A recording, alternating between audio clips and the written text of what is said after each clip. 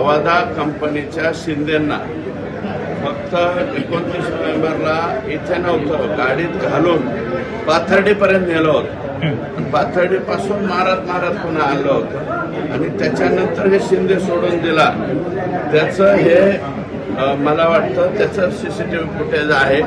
त्याच्यामुळं 101% आका, विष्णू चाटे, सुदर्शन फुले, आंधळे हे आरोपी, हे सगळेच्या सगळे आरोपी खरे आहेत याच्यावरून पुष्टी या ठिकाणी मिळाली. हे ज्यावेळेस कट शिजत होते ते फुटेजच बाहेर आहे.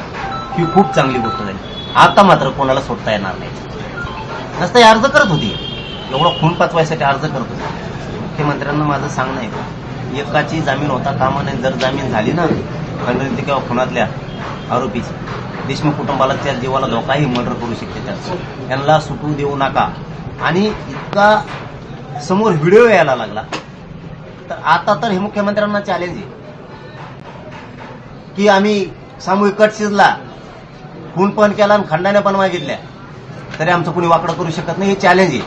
म्हणून मुख्यमंत्री फडणवीस साहेबांनी आता ह्या टोळ्याचा सुपडा साफ करणं गरजेचं आहे. मुळा जाळा सगळं उखडून टाका यांना. पोलीस आणि संपूर्ण प्रशासन आणि हे माफिया हे सगळे युनायटेड आहे. सत्तेमध्ये बसलेली लोक युनायटेड आहेत आणि तिथलं कारभार कसा चाललेला आहे हे आता सगळ्यांनाच माहीत झालेलं आहे.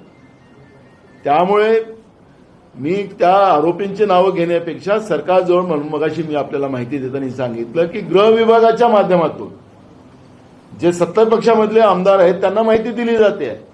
तीच माहिती ते मांडतातच बाहेर. म्हणजे सरकारला सगळी माहिती आहे सरकारजवळ. हे सगळेच गुन्हेगार जे आहेत, ज्यांचे व्हिडिओज आपण याच्यावर पाहत होतो, चॅनलवर पाहत होतो, हे सगळे गुन्हेगार त्याच्यामध्ये सोबत आहेत. मंत्रिमंडळातले लोक सोबत आहेत. हे पण आपल्याला व्हिडिओ ऐकायला मिळालेलं आहे. त्याच्यामुळे हे स्पष्ट झालेलं आहे